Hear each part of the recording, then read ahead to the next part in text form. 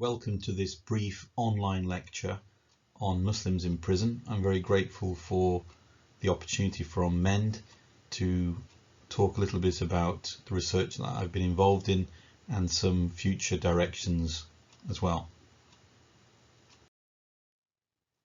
By way of introduction, I'm a senior lecturer in criminology and criminal justice at the University of Salford, and I've been involved in research on Muslim populations and victimization and crime and the criminal justice system for a number of years. And these range of publications just illustrate the kind of work that I'm involved in. The latest work has been looking at Malaysian criminology through a critical realist lens.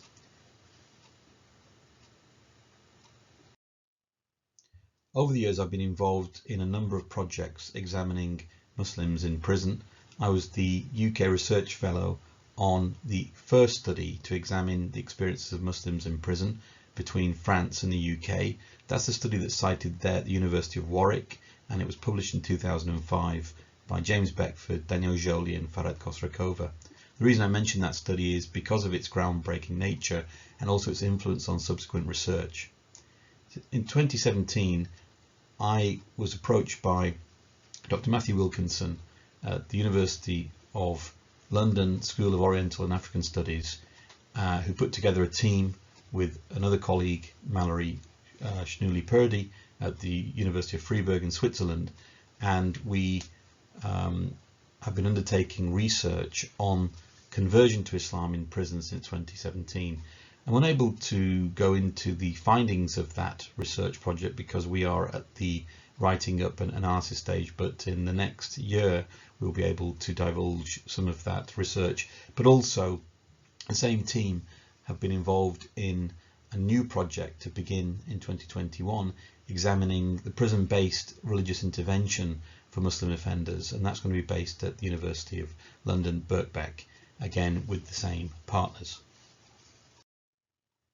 So this talk will provide you with a brief statistical overview of Muslims in prison.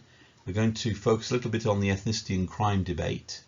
We're going to look at the challenges presented by this population, their experience of discrimination, and also a question around extremism and radicalisation.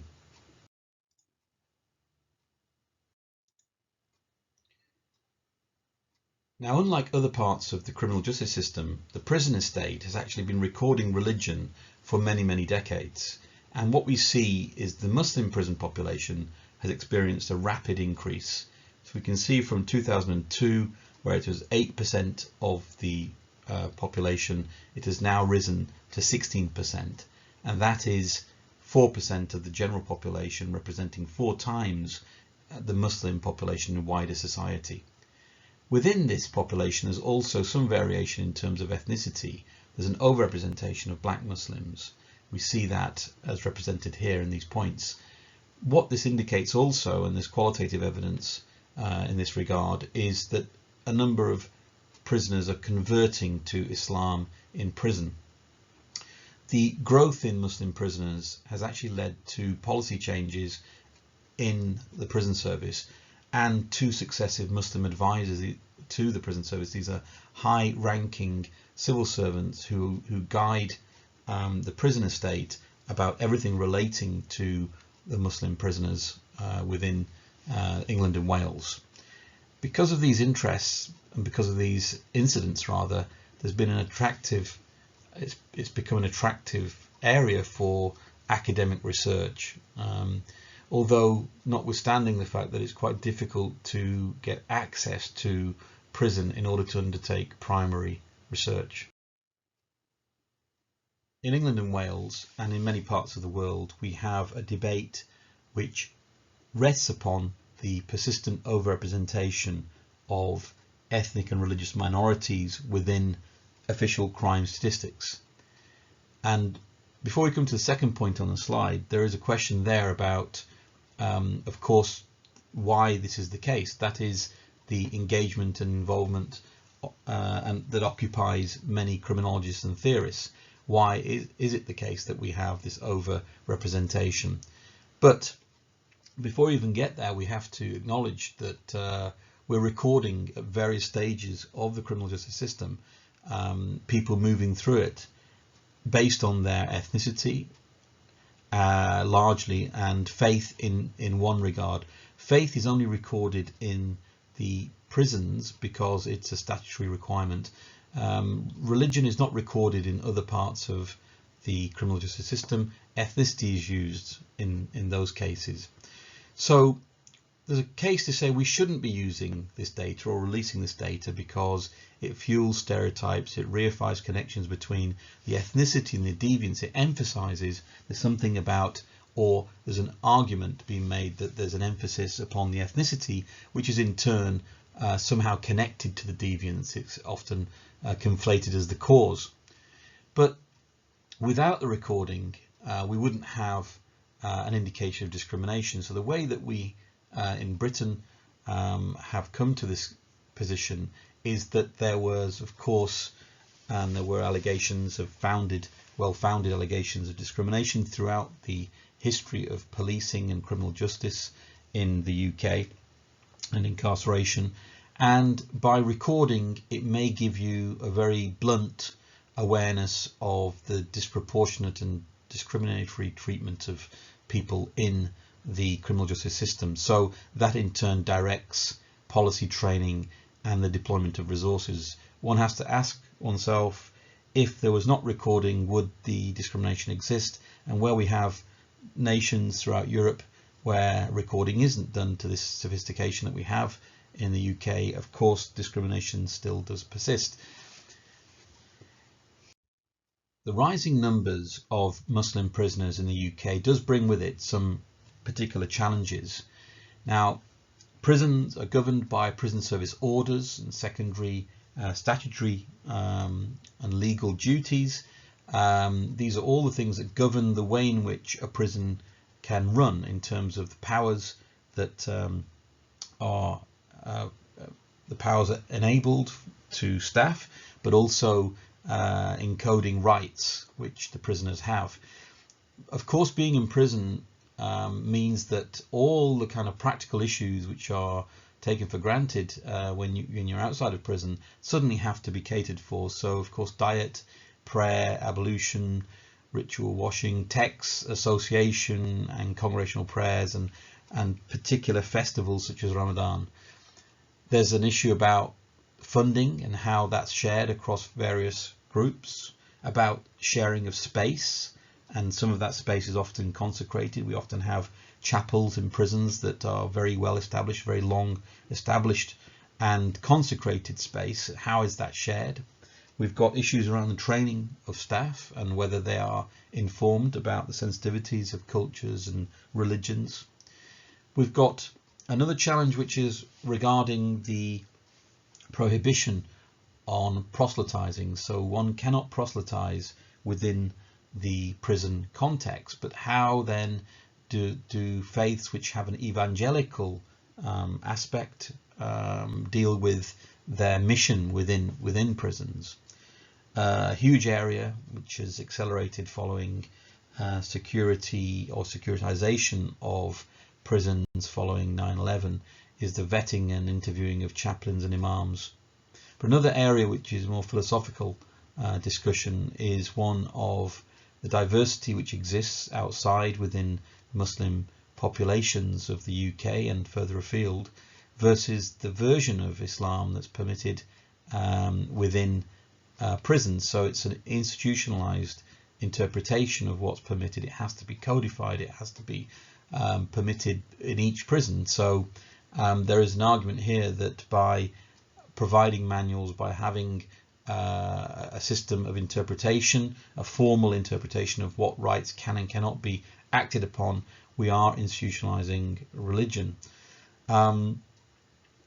There is a broader theoretical concern about the intersectional notion of how systems such as prisons record and classify individuals. So are the policies adequate? It could be that, for example, the official recording picks up on individuals' ethnicity or age or their offence, but actual problems that may exist are unexamined or undetected. So if you happen to be disabled, for example, does your disability mean, is that aspect of your personhood more important than, let's say, your ethnicity or your religion? These are questions that need to be addressed, and our systems, it's not just the prison estate, of course, where recording systems are very blunt. There's a concern around conversion. What conversion means is it a deviant act? Is it a pro-social act?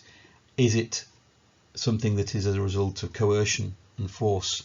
How is it connected to other forms of criminality or gang involvement? These are all concerns that are raised by researchers who have been looking at Muslim populations. And of course, I've put this towards the end, issues around extremism and radicalisation, notwithstanding the problems of how to classify these terms, but there is definitely a populist and popular, or let's say media, focus on prisoners being somehow exposed to extremism, almost in an incubator for extremism. And some academic research, of course, provides for that finding, but also it's far more nuanced, and that's something I'll talk a little bit about later in this presentation.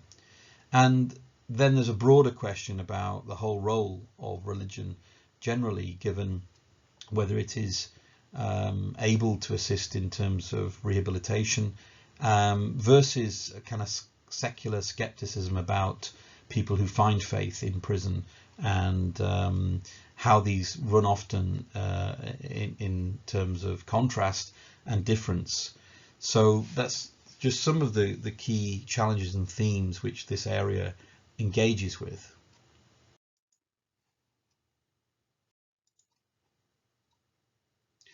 Now, I'm going to talk a little bit here about the experiences of discrimination as found from the Beckford study, but also how these have been subsequently confirmed.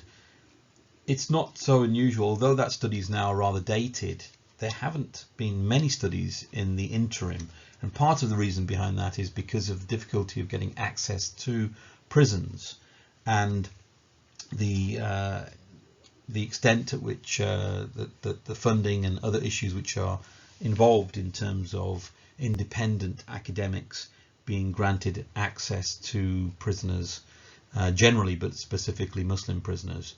Well, that study in 2005 did find evidence of discrimination. That was both from officers and from fellow prisoners, and it often was on grounds of ethnicity. So here we see again the intersection between ethnicity, religion, but also between the types of offences. So in prisons, depending on which security classification you go to, but also in terms of the numbers vary in various prisons, but there's a differentiation between vulnerable prisoners and main prisoners. Of course, some people who are vulnerable are there because they're poor copers and they may be self-harming or a risk of bullying, but also sometimes those that have committed particularly objectionable offences, particularly sex offences, for example, may be put into a vulnerable prisoner category and a separate part of the prison. And then we talk about main prisoners who are the bulk of those that rotate. And in some prisons they have VP and main prisoners do mix at certain points, but in many of them there is distinct separation in the way in which they exist. They are moved at different times, they occupy different accommodation, they work in distinct workshops. We found there was racist language and obstruction and offensive behaviour from non-Muslim cellmates. Direct racist violence was rarely reported, but there was disrespect of religion, and religious items and texts also was evident. From the prison officers in that study and some managers, we also recorded racist language. It was a qualitative study, so we accept the limits of that. But there were also dehumanizing practices, strip searches, cell searches, touching of religious texts, for example. The discrimination tended to be more subtle and indirect rather than direct or violent. So denial of access to prayer, or facilities for abolition, allocation of jobs, limited resources, greater use of discipline, for example.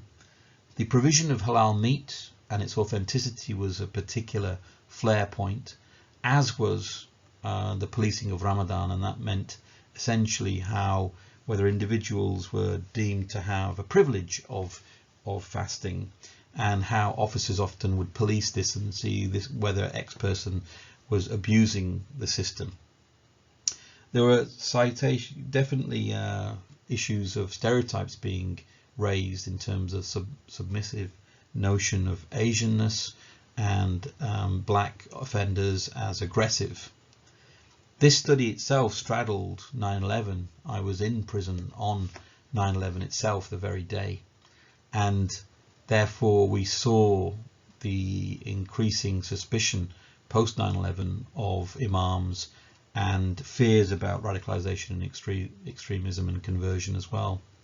Now, the findings of that study, which is now quite dated, have been mirrored in subsequent investigations, both by Her Majesty Inspectorate of Prisons and academic work that's cited there as well. As I mentioned at the outset, we've also just undertaken arguably one of the largest studies of Muslim prisoners, where we've interviewed over 150 Muslim prisoners across 10 prisons and 250 plus surveys, and also a good number of officers, staff and imams and Muslim chaplains. Now, I can't go into the details because we're still analysing that, but we're likely to also add further to these particular findings.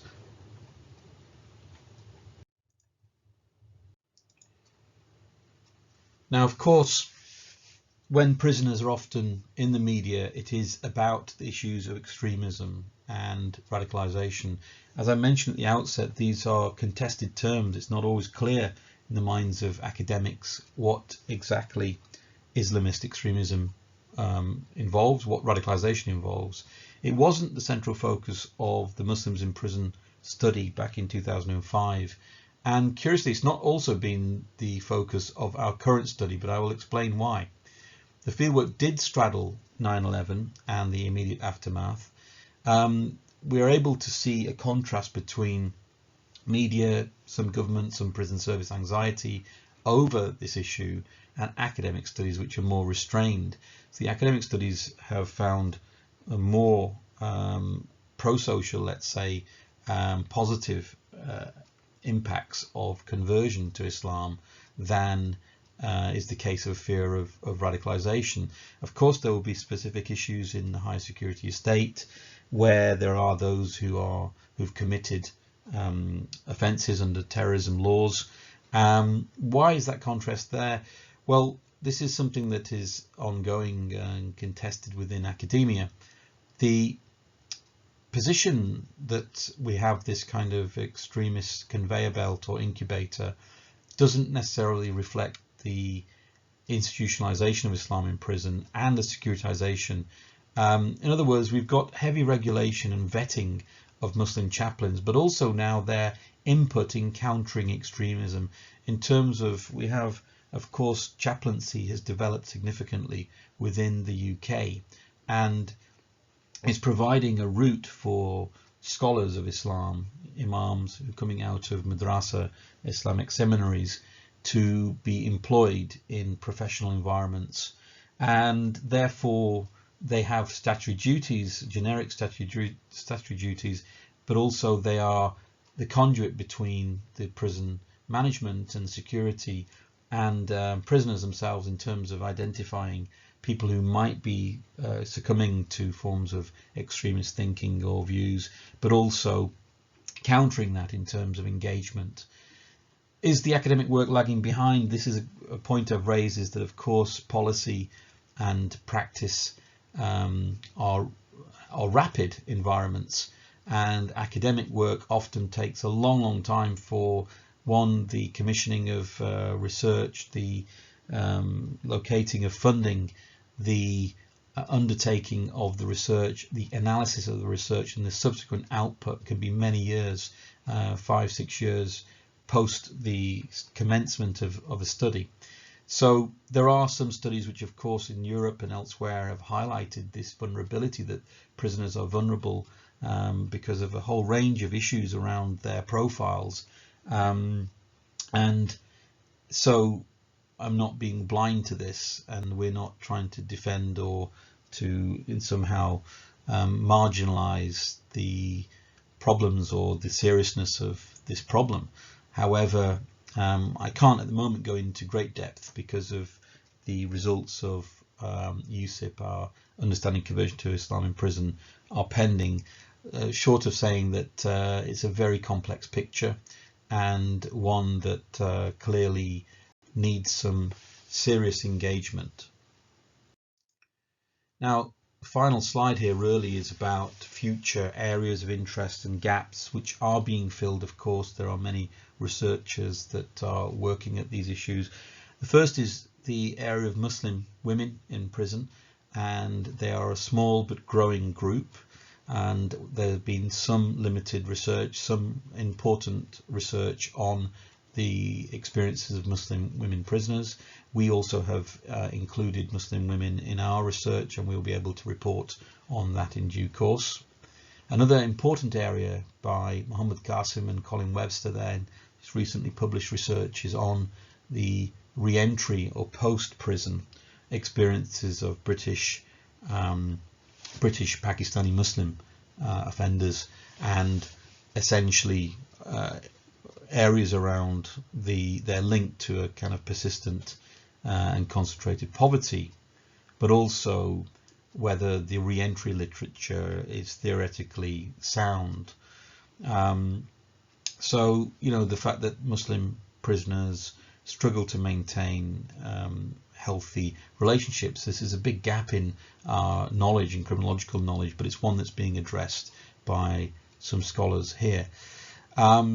Equally related to that is the experience of families of Muslim prisoners, and Christine Huff there has published some research on this under-researched area as well, of the impact of when a member of a Muslim family goes into prison, how that impacts on those family members. So interesting research that's being undertaken and further explored. And the final area I've put there is, of course, the pro-social impact of faith in prison and the training of prison staff and chaplains, which Understanding Conversion to Islam and our new project, which is about to commence in 2021 on prison-based religious intervention for Muslim offenders, PRIMO, is going to examine this in greater depth. So hopefully I'll be able to provide further details about the outputs of these two projects in due course. Thank you for listening. If you're interested in knowing more, feel free to contact me on these details. The details are there, mqureshi@salford.ac.uk. Thank you.